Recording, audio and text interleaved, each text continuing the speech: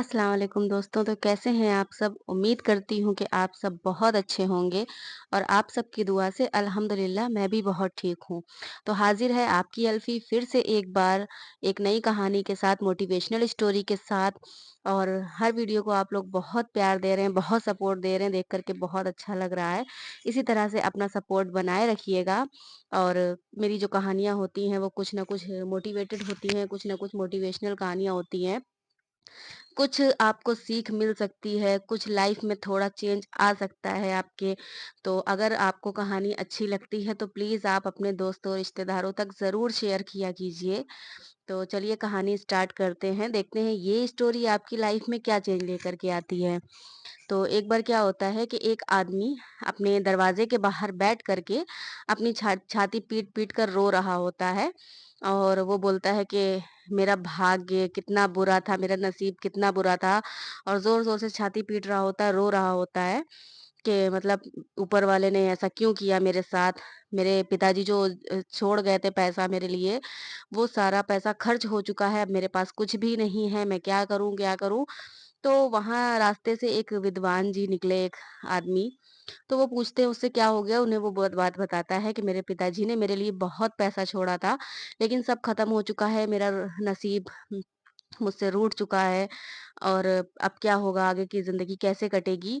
तो वो उससे बोलते हैं कि तुम्हारा नसीब भाग गया है, तुम्हारा भाग्य है वो भाग गया है, जाओ उसे दौड़कर पकड़ो जा करके और पकड़ के वापस लेकर के आओ।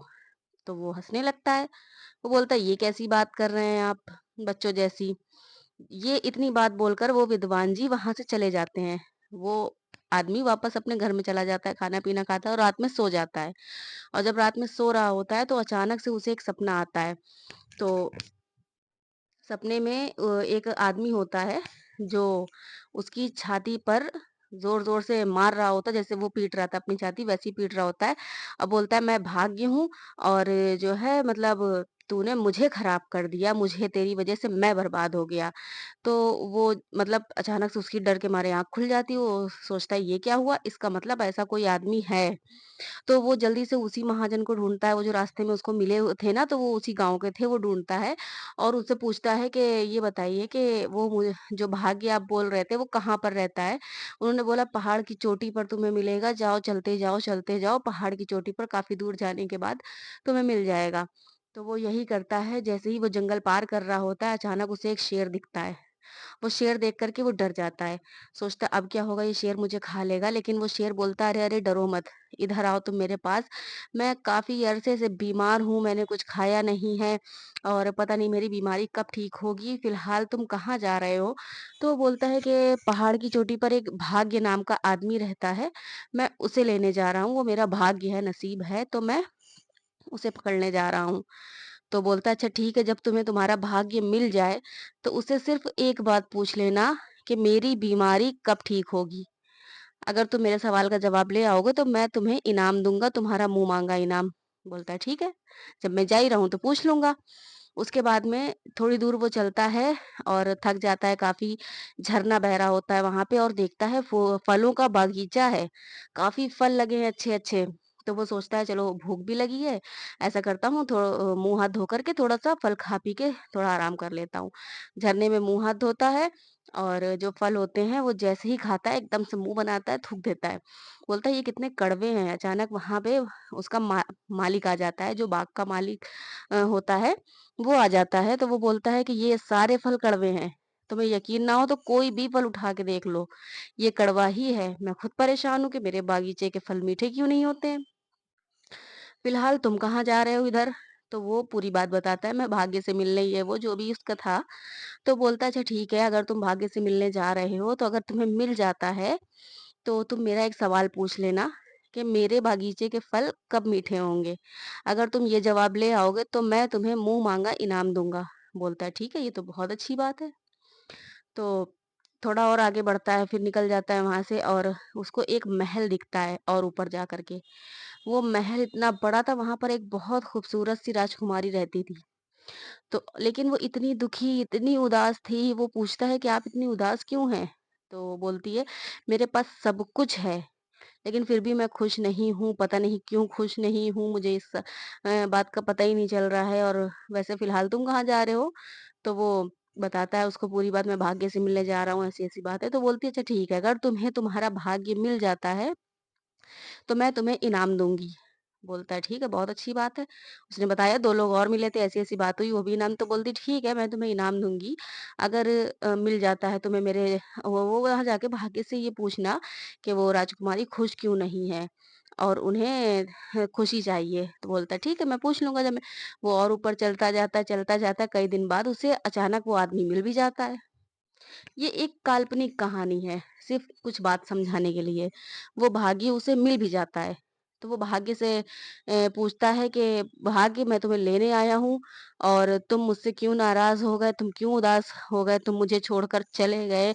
मैं तुम्हारे बिना बहुत अकेला हो गया हूँ, मेरा सारा पैसा ख़त्म हो चुका है, मेरे पिताजी की जो दौलत थी वो सब ख़त्म हो चुकी है। कृपया मेरे साथ चलो।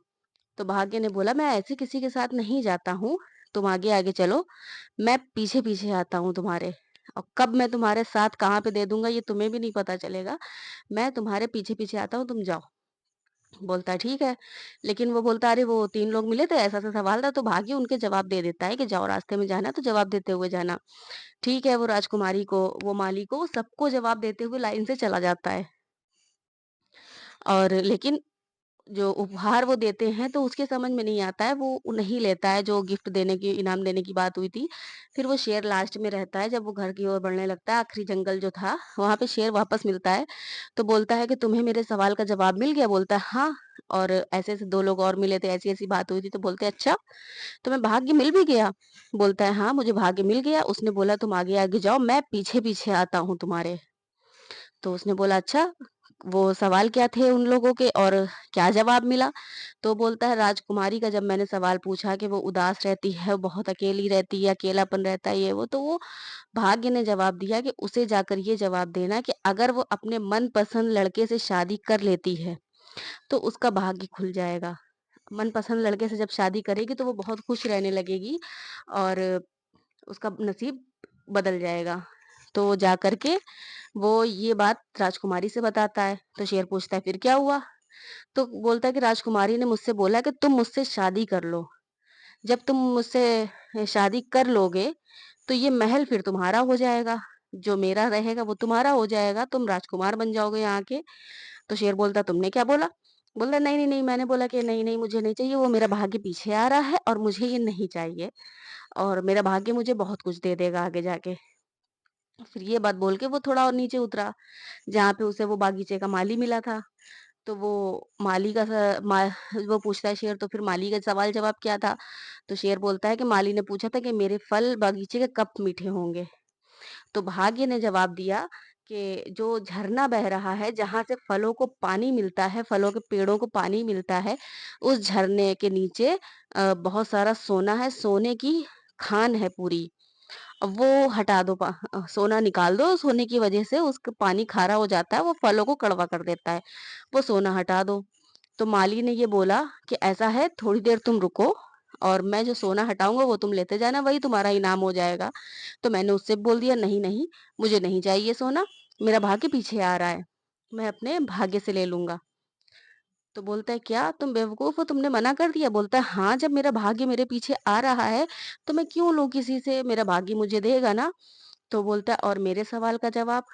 तो वो बोलता है कि हाँ, तुम्हारे सवाल का जवाब ये था कि तुम्हारी बीमारी तब खत्म होगी, जब तुम किसी बेवकूफ़ आदमी का सर खाओगे।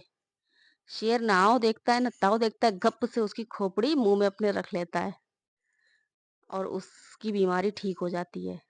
जब वो खा लेता है तो शेर बोलता है मुझे तुमसे बड़ा बेवकूफ़ कोई नहीं दिखा। सबसे बड़े बेवकूफ़ तो तुम हो, क्योंकि तुम भाग्य के इंतज़ार में थे। भाग्य ने तुम्हें बहुत कुछ दिया। तुम्हारी ज़िंदगी बदलना चाहिए, तुम कहीं के राजकुमार बन सकते थे। तुम सोना लेकर के, तुम सोना बेच कर के कितने बड़े आदमी बन सकते थे।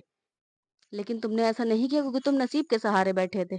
ये एक बहुत छोटी-सी कहानी है, लेकिन बहुत बड़ी सीख दे कर के जाती है कि हम में से बहुत सारे लोग कि जो नसीब में होगा वो मिल जाएगा, जो नसीब में होगा लिखा होगा वो होकर रहेगा, देखा जाएगा नसीब का लिखा कौन बद ऐसा नहीं है, ईश्वर ने सबका नसीब लिखा है।